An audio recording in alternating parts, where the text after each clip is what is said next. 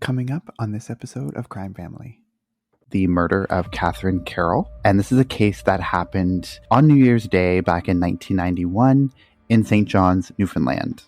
And Darren also says that from his opinion, quote, from that moment on, they weren't gathering evidence to solve the murder. They were gathering evidence to prove the case against Greg Parsons, end quote. The new tests picked up an unknown DNA profile that was mixed with Catherine Carroll's blood at the crime scene, and this DNA did not match Greg. The question then became, so if Greg didn't kill Catherine Carroll, then who did? Until that. So you didn't leave until she was dead. Exactly. That's crazy that it's still there, and it was like not that far away, and they didn't even look for it that hard or find it. Like, that's crazy.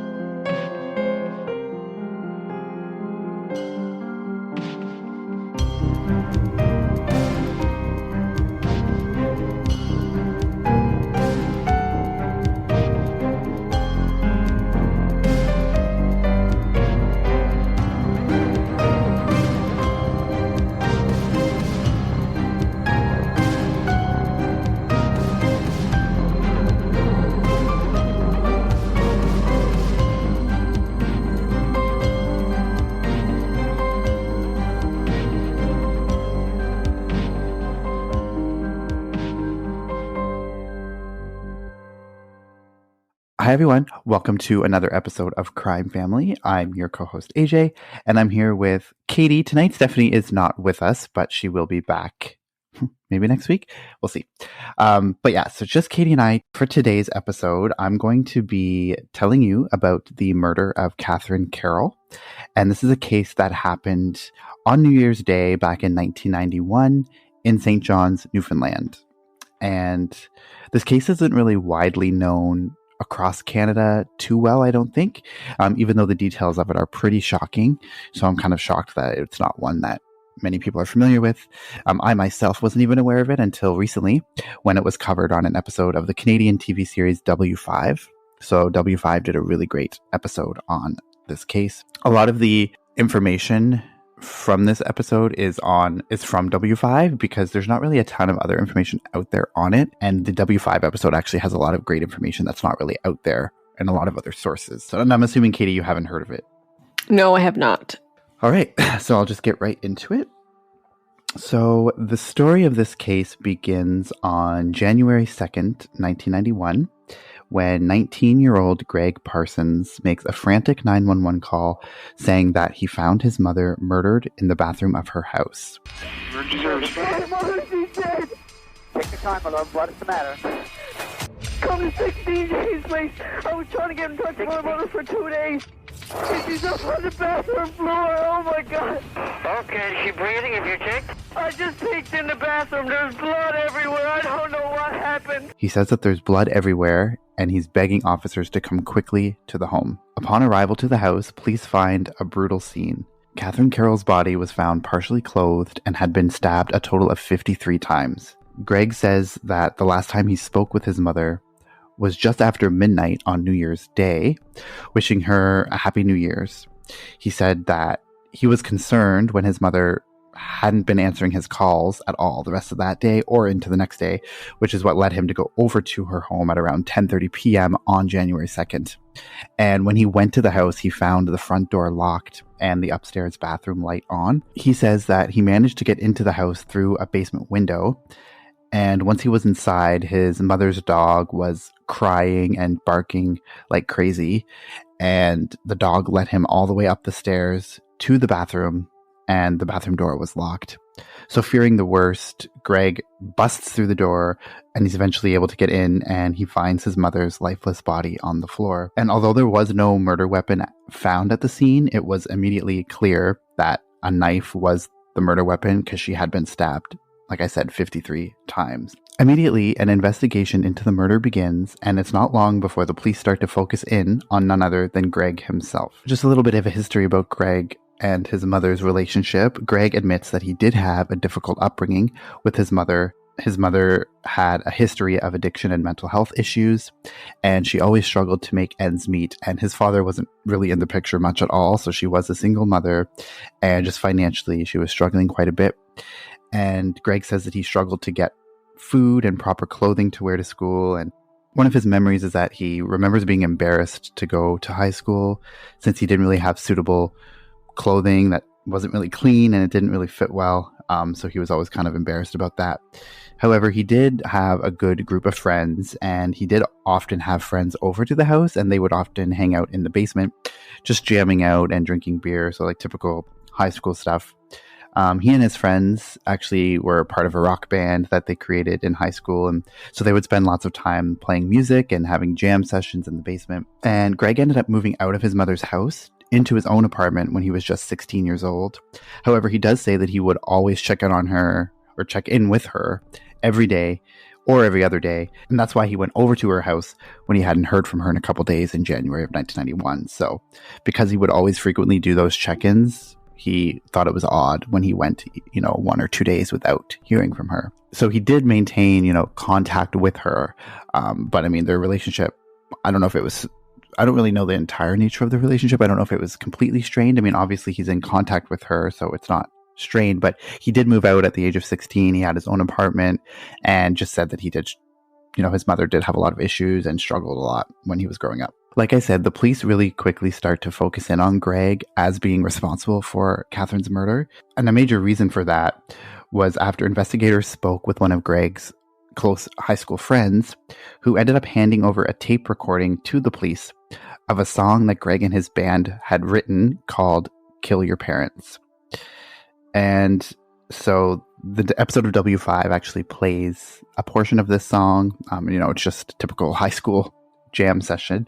But the song is called Kill Your Parents. And so the police really latched on to this cassette tape with this one song. So together with this tape recording and the apparently, quote, rocky history between Greg and his mother, the police ended up charging him only 8 days after she was found dead with her murder. And he was charged with first-degree murder.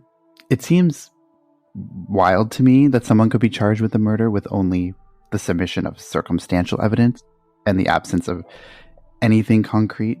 I mean... Yeah, I was actually just going to mention that. Like, it seems like there's not much to go on, yet he's still being charged.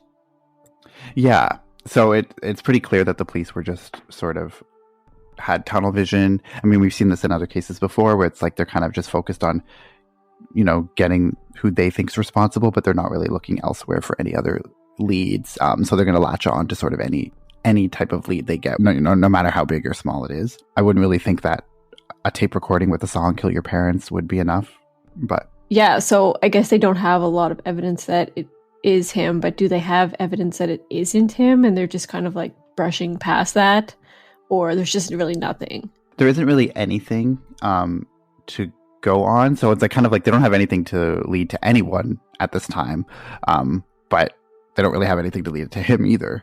So it's like instead of it just being like an unsolved cold case, it's like, well, we're just going to arrest someone for it so that we can say we solved it, even though there's nothing to go on. Right, yeah, I guess having him is better than having no one, basically, is what they're thinking. Yeah, and like early on, there's nothing definitively saying it's not him, but, you still can't really, you shouldn't really still be able to charge someone with like that little evidence. I mean, we've seen it, I'm sure, happen before, but it's just wild to me. And like I said, the only thing at this time that the police have to bolster this theory that Greg killed his mother is this tape. And the police at that time thought that Greg's behavior after the murders was weird. And the episode of W5 actually interviews a reporter named Darren Bent, and he was reporting on this case back in the early 90s when it happened. And he tells W5 that he recalls the police thinking that the way Greg was acting was weird and that he, quote, seemed cold. They never considered the fact that he might be in shock. He just found his mother, end quote.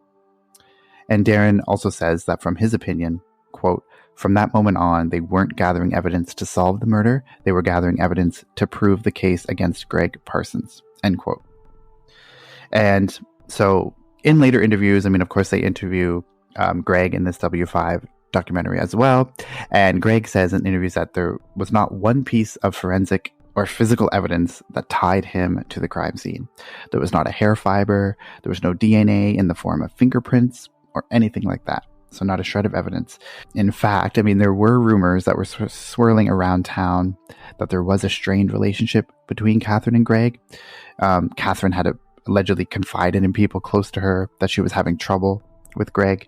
But, he was just, young. I mean, he was 19 at the time of the murder, and he's just young, kind of an angsty teen. I mean, I don't really think it's anything too major, and he still kept in contact with her every day or every other day. So, it just seemed that the rumor mill was being taken as evidence in this case, and the rumors were just that. They were only rumors, so it's kind of wild to see that they just sort of latched onto, like, gossip in a town, which is bizarre to me. And then these rumors are also, in addition to the fact that the police claim they were not able to corroborate an alibi for Greg at the time of the murders, when they were suspected to have occurred, or when the murder was suspected to have occurred.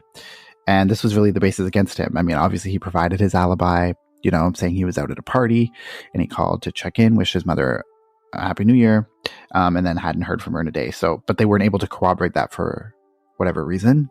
It doesn't really go into too much detail in this W5 episode about why they couldn't corroborate that, if they couldn't get in touch with people from the party or something, but for whatever reason they couldn't, and they were just like using that as, well, that's proves that he's guilty. And I mean, the tape that was provided by this friend with the song Kill Your Parents on it doesn't exactly help his case either, of course, but it isn't a smoking gun. I mean, far from it. Angsty teens talk about hating their parents all the time, and while writing and singing a song about killing them is, of course, disturbing and going much too far. It's definitely nothing that a criminal investigation should be based around, which is what we see happen here. So after Greg's arrest, he has a long, drawn-out trial. Ends up being a couple of years throughout this whole trial. And on February 15th, 1994, which is, over 3 years after the original murder, the jury reaches their verdict in the case. And the jury finds Greg guilty of second-degree murder, not the first-degree murder charge that he was originally charged with. And so Greg and his lawyers fought the conviction and were successful in winning an appeal process. And Greg was released from prison while awaiting this new trial. So they were successful in getting the appeals relatively quickly. It was still a couple of years, but, that's still relatively quickly in the grand scheme of things. We've seen other people be in prison for years and years before that happens. But I'm curious, what was that appeal based off of? Because, I mean, you hear people appeal all the time, and I feel like more often than not, they don't get that granted. So, why was he so lucky in this case? I mean, lucky as in got the appeal granted. Yeah, well, and they state in the W5 episode that he just granted his appeal based on the fact that there was no forensic evidence, because by this time, DNA evidence was becoming a little bit more common. And in 1991, when it originally happened, I guess DNA was a thing, but it wasn't, as advanced. So then by the time that the verdict happened in 94, and, a couple of years after that, they're really starting to focus in on DNA, and then they were able to argue that, there was no DNA evidence. Because before DNA evidence was a thing, people had to go off of, witnesses or, kind of eyewitnesses or whatever, right? So when you then suddenly have this new technology, and then you're like, well, there's nothing in this that points to him, then you kind of have that doubt that starts to peek in. And I guess that's what happened. And they were successful in arguing that. So, I mean, it was a good lawyer. He must have had a good lawyer. Okay, yeah. Yeah, definitely. The new trial wasn't scheduled to begin until March 2nd of 1998. And like I said, Greg was released from prison while he was awaiting the new trial. And in that time, between his release from jail and his new trial, he returned to his life outside the prison walls. He returned to school. He was studying business. And he also married his high school sweetheart, Tina. And she actually had stood by him throughout the entire legal process from the minute he was arrested. And they had a son named Zachary during this time as well. And so although, he was out of prison, he still had to report to the prison or to the jail or to the police station anyway, every day as part of his conditions for being released. So it wasn't really, in some ways it was back to normal life, but it still wasn't normal life. He was still sort of in this limbo period. He can't really feel free at all yet because he still has to undergo the new trial, and he still has to check in every day. And also, Greg says that the police were constantly on his back this entire time. So he says that they would frequently watch him. They would, he ended up owning and operating a gym, and he said that the police would drive by and park near the gym all the time just to keep tabs on him. And there's one time when he was smoking a joint behind the gym, the police, quote, just happened to be there, end quote. And the officers allegedly, quote, sicked their dog on him, end quote. So he's still being harassed by the police at this time. I mean, they're still probably fairly certain that he did commit the murder for whatever reason. And so they're not really going to let him off easy. And they gave him pretty much a horrible time. And he describes it as it was torturous, the way that they would watch him. And you can imagine like the toll that would take on someone after years. Around the time that his second trial was set to begin, the original DNA from the original crime scene was sent back for testing as new technology became available. They had hopes that these advances in technology would be able to prove that Greg Parsons was innocent of his mother's murder. And the new technology was able to test minute pieces of DNA and required very little in order to produce results. Whereas in the past, often a significant amount of DNA would need to be recovered, and technology could not always determine matches based on partial DNA at crime scenes. So now all of a sudden you have technology where you don't even need that much. You can just take a tiny little piece and then you're able to get at least a partial match from just that small amount. And so when they ran new testing with this technology, the results of these new tests proved what Greg's family knew all along, that Greg Parsons did not kill his mother. The new tests picked up an unknown DNA profile that was mixed with Catherine Carroll's blood at the crime scene, and this DNA did not match Greg. With Greg finally exonerated of his mother's murder in 1998, the question then became, so if Greg didn't kill Catherine Carroll, then who did?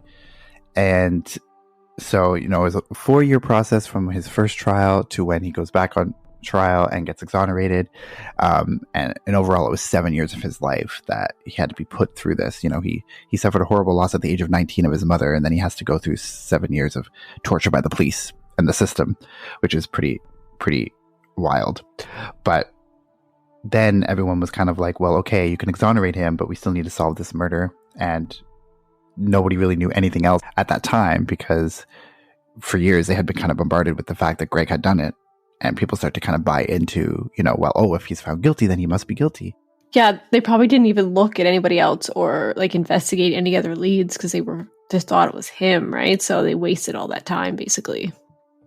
Yeah. And so now they're basically, 7 years after the fact, and they're starting all over from scratch. And like, who knows what sort of evidence can change or, can be lost in that amount of time. And obviously the crime scene isn't going to be contained anymore. So now you're starting from the beginning, but 7 years behind the ball. Yeah. And if anybody saw anything, they probably don't even remember or think it's significant now, 7 years later, right? So like you lost maybe potential witnesses that saw something that day. Mm-hmm. Yeah. So it's just a total mess. And so shortly after Greg gets exonerated and, the focus is going back into who could have possibly done this, the police received an anonymous tip which brought into question a childhood friend of Greg's named Brian Doyle. And by this time, in the late 90s, Brian was living just outside Toronto, and the police had enough to go on based on this tip. Now, it doesn't say in W5 what the nature of this tip is, so we don't really know what exactly was said, but whatever it was enough for police to start to focus on Brian a little bit. And they decided to launch this covert operation, and the police secretly placed Brian under 24/7 surveillance. And is this a Mr. Big operation? It is. Oh. So they launched a covert operation, and they placed him under surveillance, and they were able to collect a cigarette butt that he discarded on the sidewalk, and they were able to test the DNA on that cigarette against the DNA profile that they found mixed with Catherine Carroll's blood at the crime scene. And this test resulted in a partial match. And this was enough to bring Brian in for questioning. And so even though the cigarette provided a partial match, the police wanted a completely concrete case. So even though they had this partial DNA, they decided to embark on an undercover sting operation known as Mr. Big. If you're a fan of this podcast, you've heard about that because we've covered it in a past episode. And it is a common tactic that's used in Canada. In this tactic, undercover police officers will often befriend the suspect and pretend to be an organized crime boss or something of that nature. And then they will, start to build a relationship with this target that they're kind of zeroing in on. And the goal is to try to get a murder confession from them when they believe that they committed a murder. And, usually it's by telling them that in order to become part of like the inner circle or the crime group that they're trying to get into, they must provide them with a secret or something like that. And then this is in hopes that the target will share the secret of a crime that they committed, and then the recorded footage is then used as evidence against them to convict them. So this tactic has been widely criticized in the past, and it often leads to false confessions or can lead to false confessions, or is kind of considered entrapment in many ways, which is why it's illegal in many countries. Like I said, we covered it earlier this season. Katie did an episode. I'm surprised this case didn't come up in your research for the Mr. Big, because as soon as it brought up the Mr. Big thing, I thought of you. Yeah, that's interesting, because when I searched just like Mr. Big operations in general, like I've never seen this one, so that's interesting. Yeah. So, and like I said, that's why it's like interesting, because this case isn't really that widely known in Canada, and which is weird, but because it's kind of a pretty crazy case, and it is using the Mr. Big tactic, which is obviously, like I said, very controversial. And I know that we probably talked about this in our previous episode when we covered it, but Katie, what are your thoughts on Mr. Big in general? Like, do you think it's a good thing, or do you think it should be controversial, or it should be illegal? Like, where do you kind of stand on that? I don't know. Like, I go back and forth. I feel like there are some cases where they take advantage of the person. I mean, in some of the research I did for that other episode, they kind of sometimes target people that are isolated, or maybe, have like a lower IQ, so they don't fully understand the situation, and the police kind of know that and jump on that to get them involved easier. But yeah, I don't know if it works and it makes someone confess and they actually did do it, then yeah, because we actually did another case in like season 1 about that woman who tried to hire a hitman, and that was actually like an undercover Mr. Big guy, and she actually confessed and she was actually guilty. So that worked out in that case, but I don't know. I go back and forth. Yeah, that was a Mr. Big case as well. And also we did do a case back in season 1 as well, the Chris Boudreau case, which happened on the east coast of Canada too, and that involved a Mr. Big operation as well. And in that case, it did lead to a confession, and her mother was convicted of killing her. So it obviously can lead to confessions, and at the end of the day, I mean, like you said, it ends up resulting in somebody going to prison when they did something wrong, then I mean, you can't really argue with that. But also, I mean, it is entrapment, and I can see the argument, I guess, for and against it. So I don't really know where I stand really on the issue. And then even in that one that we covered this season, the S04E15 case, and even that one, like, that was a Mr. Big operation as well. And there's also an Amazon documentary about another case in Canada that used Mr. Big. And so in all of these cases, it's like you can kind of see where it gets a little bit murky. And it's hard to completely like feel be for or against it, because I do see the arguments on either side, basically. In this specific case, Brian Doyle believed that the undercover cop was a kingpin who was trying to recruit him as the newest member of his organized crime operation. And in reality, the police were just attempting to, bolster a case against him for the murder of Catherine Carroll. And eventually the undercover, they build rapport with Brian, and eventually the undercover cop pretends that he's organizing a hit against this made-up woman that he's pretending is a real person, and Brian offers to carry out the deed in exchange for a hefty paycheck. So in this moment, Brian is videotaped as he describes how he would kill this woman who he believes is real and pin the murder on a neighbor. So he explains that before he commits the crime, he would wander around the neighborhood to find belongings with neighbors' fingerprints that he could then plant at the murder scene in order to frame them. And so he's describing, he's describing a series of events where he would be murdering someone and then literally framing someone else for that murder. So in order to prove that he's up for this job of this hit, the undercover cop who's acting as the kingpin says that he needs a secret from Brian in order to trust him to do the deed. And it is then that Brian admits to murdering before and getting away with it. And in this moment, he outlines how he killed Catherine Carroll on that New Year's night in 1991. So he says that he left a New Year's Eve party wearing someone else's shoes. He went to his best friend's mother's house and murdered her, and then returned to the party as if nothing had happened. He describes, how he did it. He says he entered the home through a basement window. He grabbed a knife from the kitchen and then went upstairs and removed his clothing. And then when Catherine came into the bathroom, Brian followed her in with the knife, and that's when he stabbed her a total of 53 times. And after he finished attacking her, he actually stepped over her dying body to take a shower. So not only did he randomly kill his best friend's mother without any real reason, he allowed his best friend to take the fall for it all.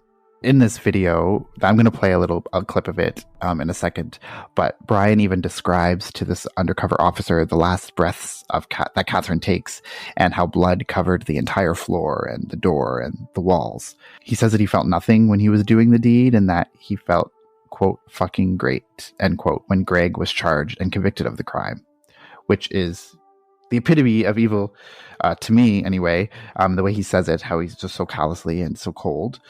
So I'm going to play a clip of the audio from this recorded confession while Brian, so what you're going to hear is kind of what I just described, but you're going to hear the way that Brian just nonchalantly kind of confesses to an undercover police officer that he murdered before.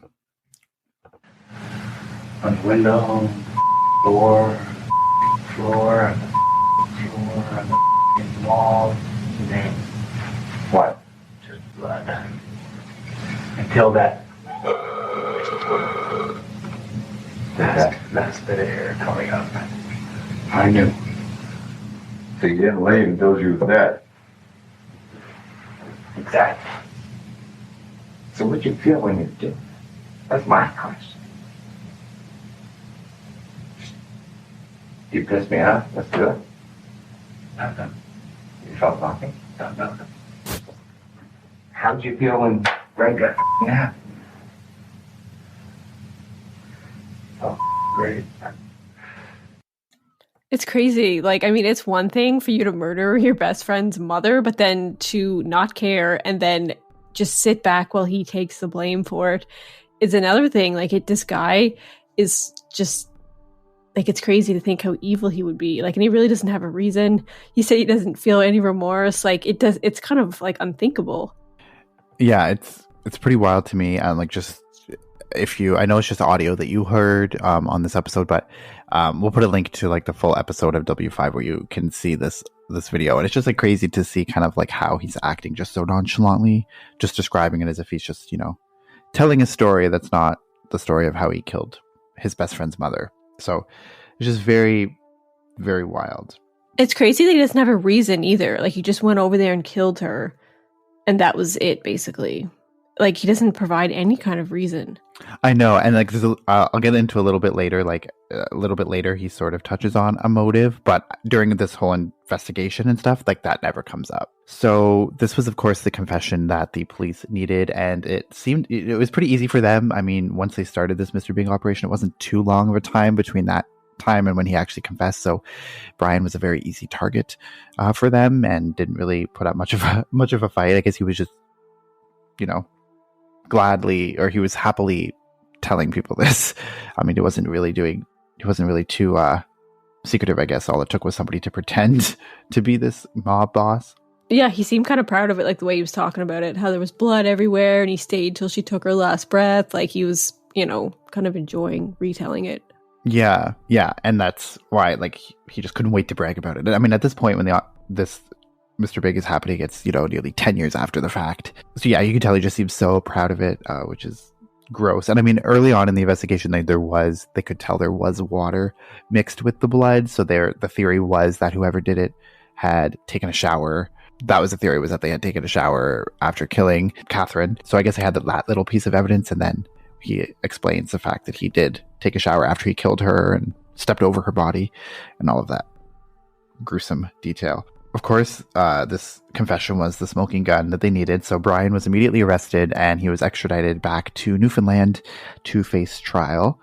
And it was here where they actually went back to the scene and took Brian with them. And Brian walked the police through the entire act and described how he did it. He explains that the dog woke Catherine up. So after Brian had entered the home, he started playing with the dog. And, when Catherine heard the dog, she gets up and he remembers Catherine saying, quote, "What are you doing here, Greg?" End quote, before realizing that it wasn't Greg, but it was Brian. And then she told him to leave immediately after realizing it was him. And then the murder happens as I described before. He says that he, took all his clothes off. Then he went into the bathroom with the knife that he took from the kitchen and stabbed her 53 times. And during this time when Brian is showing the police the crime scene and describing all of the steps of the crime, he even goes so far as to show the police the exact spot where he discarded the kitchen knife that he used to kill Catherine. A police video of this shows Brian taking Detective Robert Johnson to the exact location where he tossed it over a fence, which was located just a 2-minute walk from Catherine's home.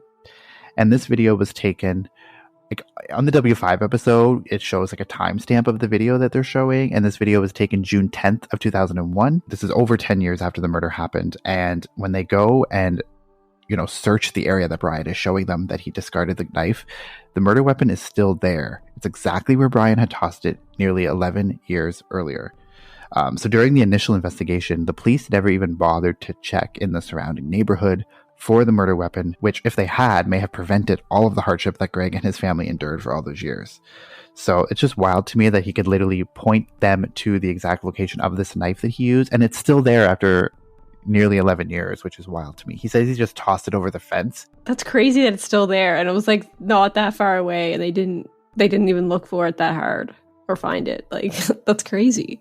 I know, obviously just goes to show how stupid they were. I mean, in any normal investigation, I feel like you would check, or people would be on the lookout, or the neighbors would be on the lookout for things, or they would, have tips that would call in. I just don't understand how we could toss it over a fence. It's not really clear to me where this fence is. Is it someone's yard? I mean, I'm assuming no, because they would have found a bloody knife on their property. But for whatever reason, he just tosses it over the fence, and it's still there 11 years later. Yeah, it could have just been over the fence, but a bunch of bushes, so they didn't actually find it because it's behind bushes, maybe. That's what I'm picturing. But I can't imagine just in someone's fucking yard for 11 years and no one saw it. Yeah, it's crazy. And so they already had enough evidence with, the DNA on the cigarette that led to him, then this taped confession, and then he's also pointing them to the murder weapon. So, he's been giving them everything that they need, basically, at this point. And so I guess, like I was saying, it's just crazy to think that the police never even bothered to check the surrounding neighborhood for any murder weapons. But I guess you can really only see the evidence that you want to see. I mean, the police were convinced that Greg was the killer back in the 90s.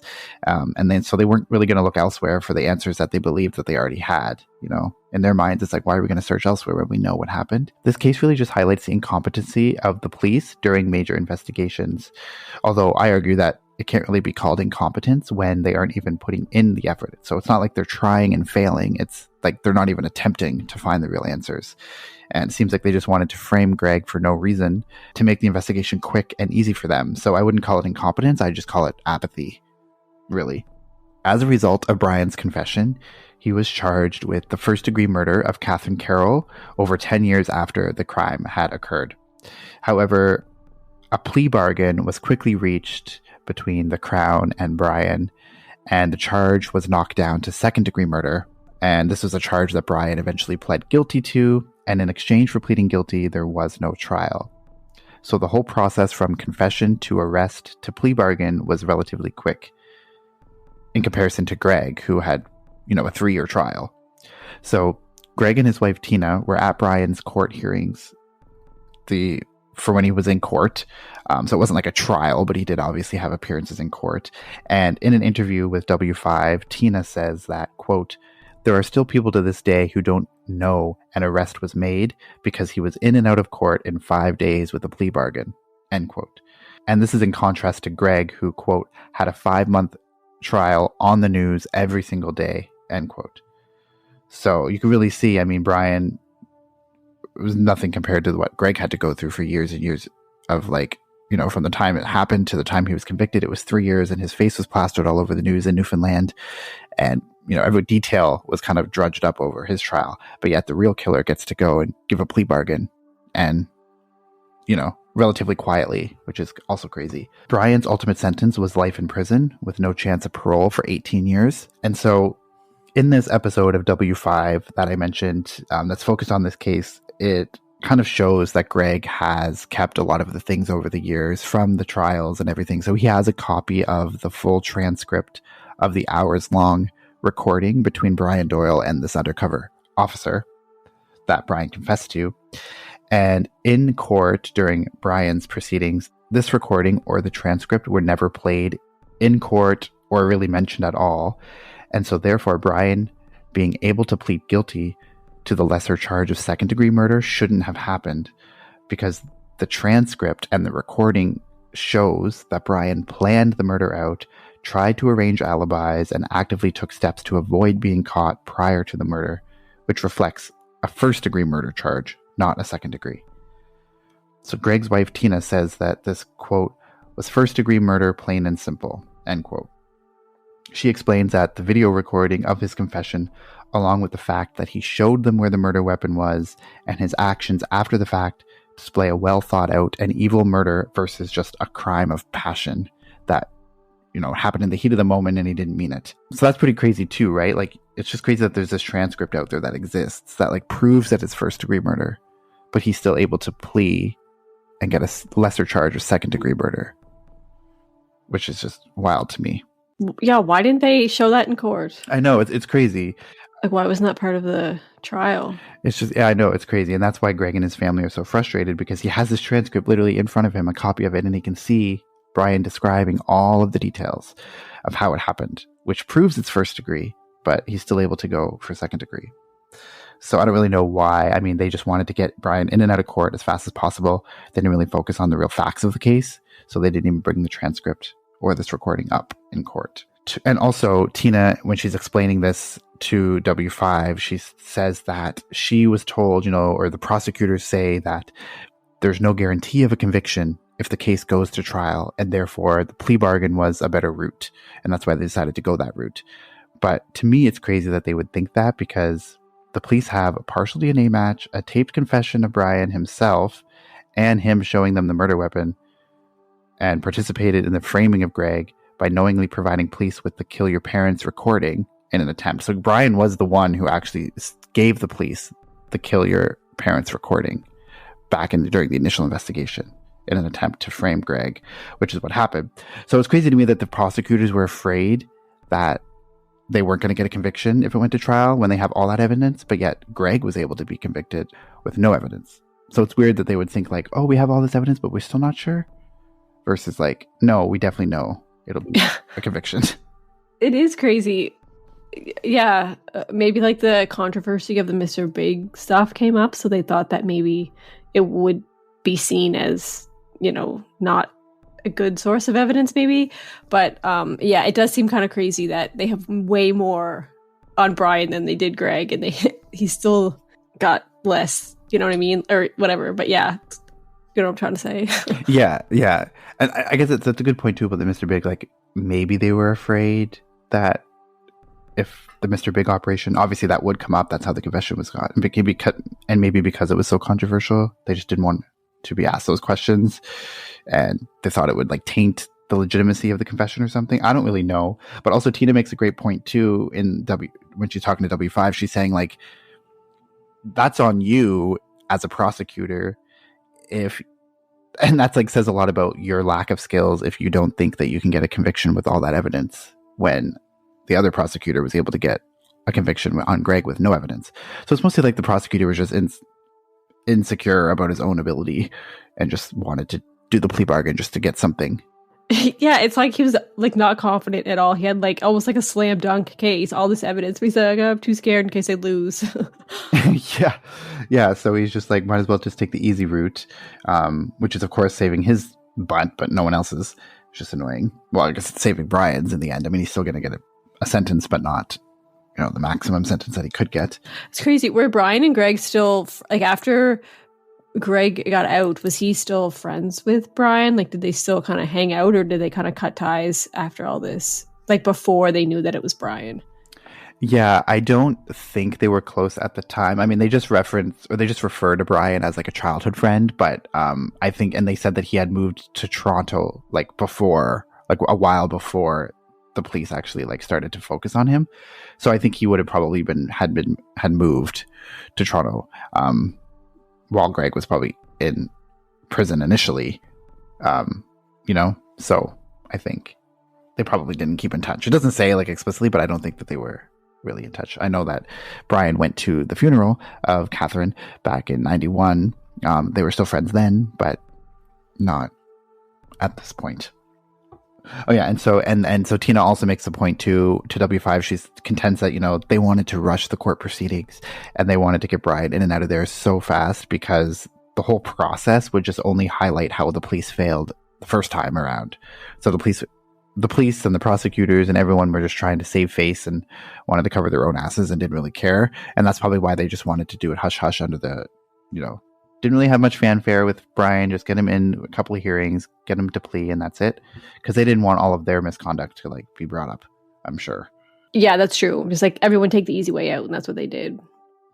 Yeah, so just cowardly all around, basically. And just kind of the fact that they don't really care who they're impacting. They just care that, they just want to cover their own ass, and they don't really care who they have to really, throw under the bus in the process. So Brian spent 7 years in a maximum security prison, and then he was transferred to a minimum security prison in British Columbia shortly after 7 years. And in 2020, he was granted day parole. And this was a controversial decision, which was then quickly revoked, partially in response to Greg's victim impact statement that he made at the hearing. And Greg and his family are currently fighting to keep Brian incarcerated when he's up for parole, as he believes that he's a danger to society and will offend again.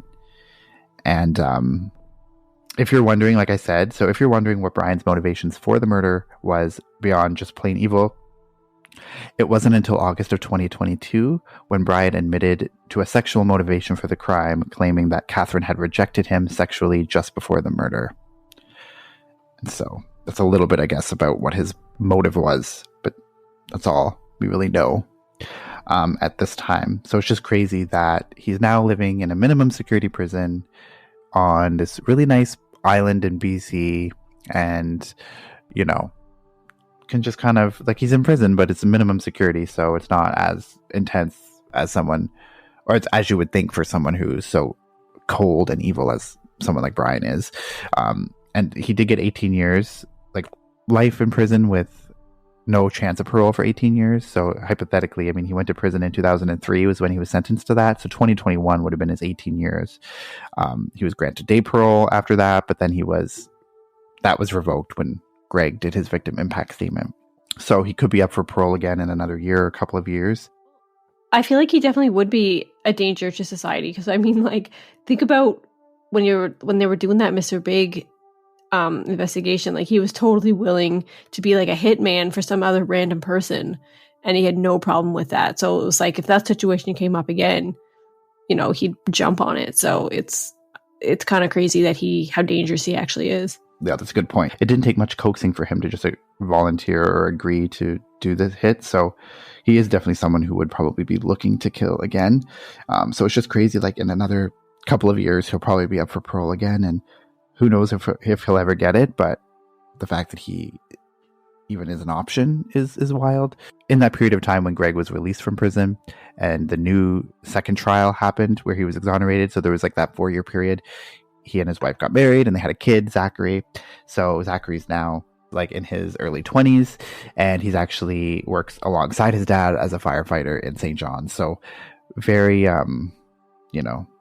ends up being, I don't want to say fine because it isn't, but, Greg's doing well now, and his son is, in his early 20s, and he's working as a firefighter. So, they're doing well now, but definitely not, it was a long time coming. And it sucks that they're going to have to keep fighting to keep Brian in prison when that should just be a guarantee. But yeah, did he get any kind of compensation for being wrongfully imprisoned? not that I'm aware of. It didn't really go into depth too much about that, but I would assume there's probably some type of compensation that would come with that, but I don't really know. That's probably something that you'd have to push for yourself. I don't think they would just automatically give that to you. I think you do have to sue the police department or something like that to get anything. Yeah, I mean, they're not just going to give you money if you don't try to fight for it. So they probably didn't. And I don't really know if he fought for it. He should have if he didn't, but I'm assuming maybe he probably did. He seems like someone who would be a fighter for that kind of thing. So I hope he did. And, I hope he and his wife are, they looked well in the W5 episode. Is pretty recent. It just came out, a couple of months ago. So, they're doing well.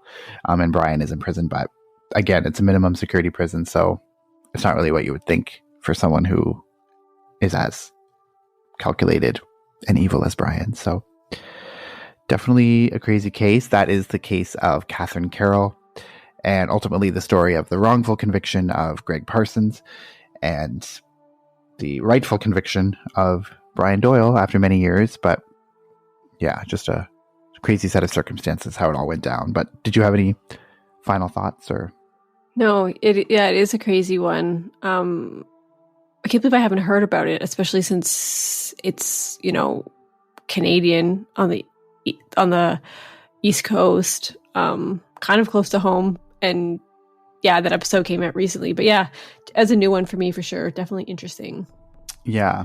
It was actually our mom, who told me about this episode. She was just telling me one time on the phone that she watched this crazy episode of W5 about this case, and she said, "Oh my God, you guys should look into it for the podcast because it's so crazy." So that's kind of how I became aware of it. But yeah, we'll put the link to that full episode in the show notes because it definitely is a really good watch.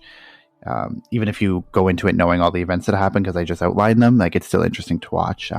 They do play quite a bit of audio or video footage from the Mr. Big operation and stuff. So definitely a good watch. But yeah, crazy case. And I guess we'll update you if, there's any new updates with Brian, if he gets out of jail or if he's granted parole or whatever happens. But that's it for now.